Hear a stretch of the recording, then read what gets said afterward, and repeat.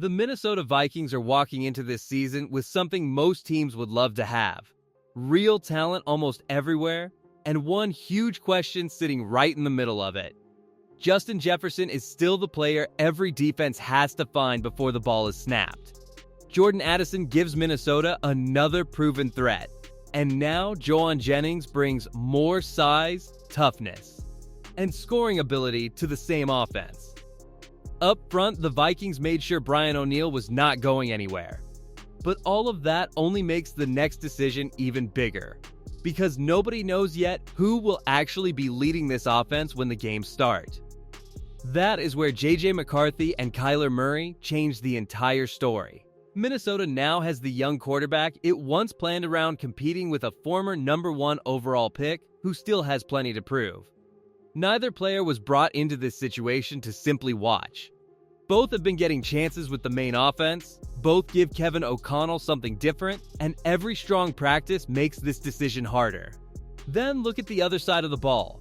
Brian Flores is back, Dallas Turner is ready for a much bigger role, and first-round rookie Caleb Banks has already pushed himself into work with the starting defense after missing spring practice. Even Jamal Adams has been added to a defense that loves moving players around and making quarterbacks guess.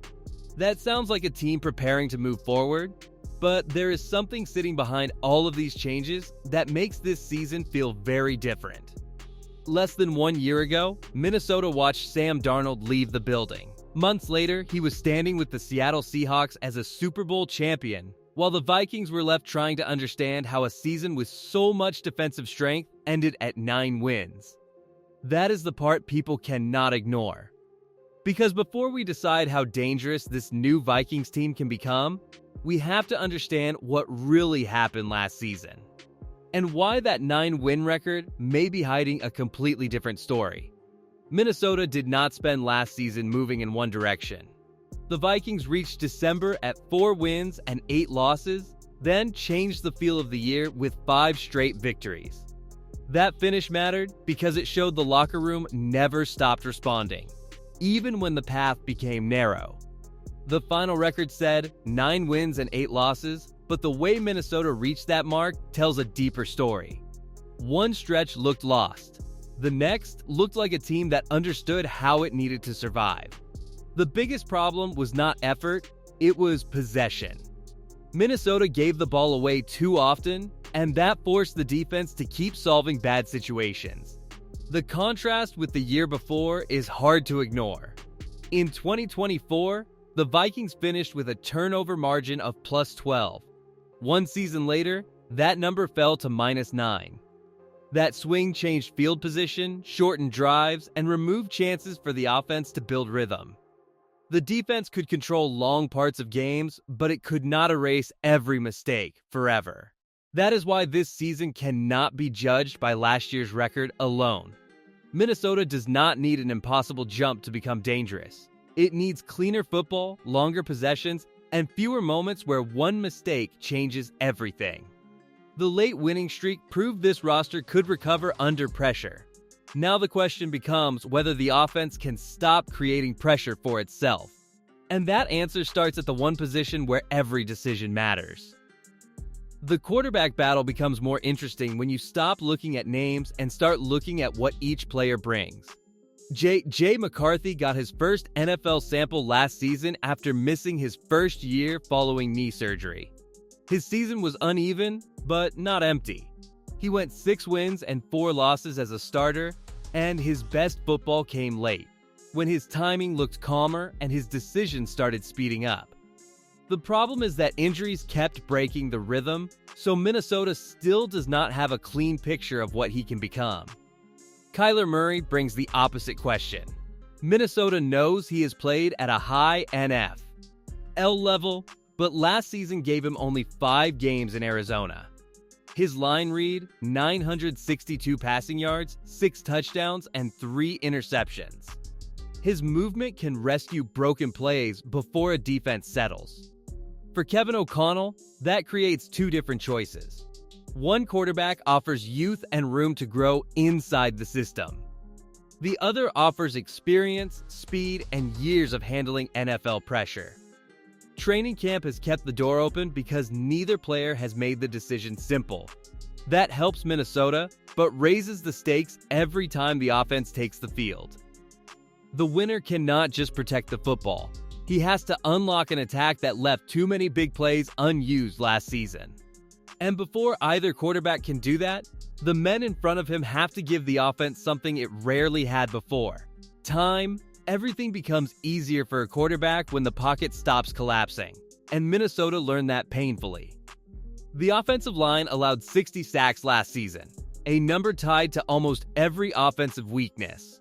Christian Darrisaw was trying to work back from the major knee injury that changed his previous year, and he could not stay on the field consistently. Now he has entered camp talking like his body feels right again. If that continues, the left side changes immediately, because healthy protection allows the playbook to breathe. Beside him, Donovan Jackson has a chance to take another step after earning trust as a rookie. The center spot needs an answer after Ryan Kelly retired, so the interior cannot simply be assumed safe.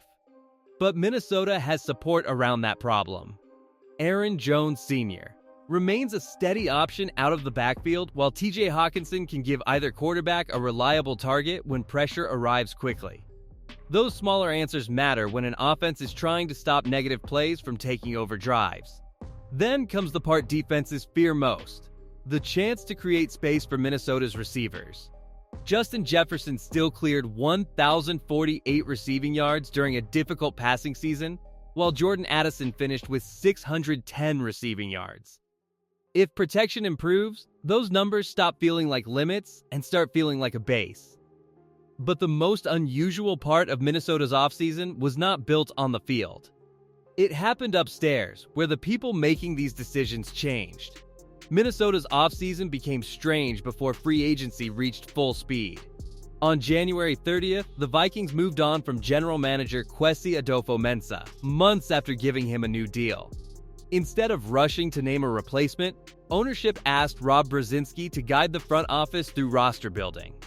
That meant contracts, free agency, and the draft were handled without a permanent general manager in the main chair. For a team correcting a 9-win season, that was serious change across the organization. The temporary group did not act carefully. Minnesota released Jonathan Allen and Javon Hargrave, creating room to reshape the defensive front. Then came the bigger move. During the draft, the Vikings traded Jonathan Greenard to the Philadelphia Eagles and received a third-round pick that year, plus another third-rounder for the following draft. It was not simply about losing a productive pass rusher. It was about turning one expensive piece into cap space, draft value, and flexibility for whatever the next front office wanted to build. Then the story connected back to Seattle. Sam Darnold, Minnesota's former starter, had helped the Seahawks win Super Bowl 60. Weeks later, the Vikings hired Nolan Teasley, who had spent 13 seasons inside Seattle's front office and risen to assistant general manager. Mark Wilf praised his disciplined approach, but Teasley arrived after the biggest offseason choices were made. He inherited the plan instead of creating it. And the clearest evidence of that plan was sitting in Minnesota's new draft class.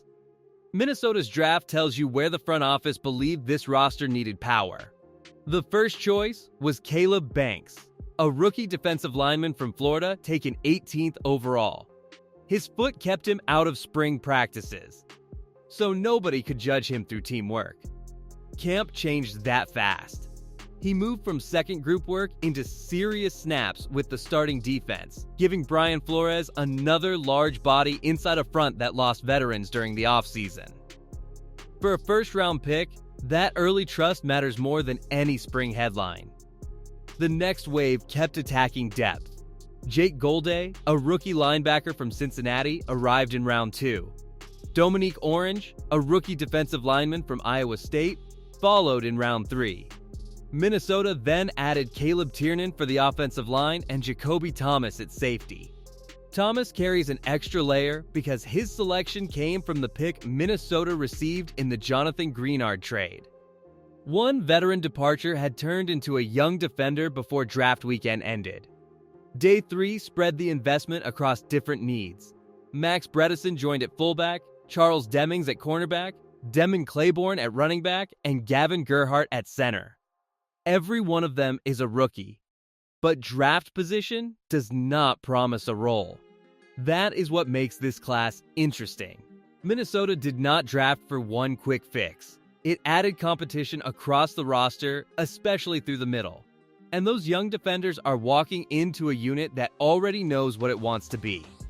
The reason Minnesota can afford patience elsewhere is simple. This defense already has an identity.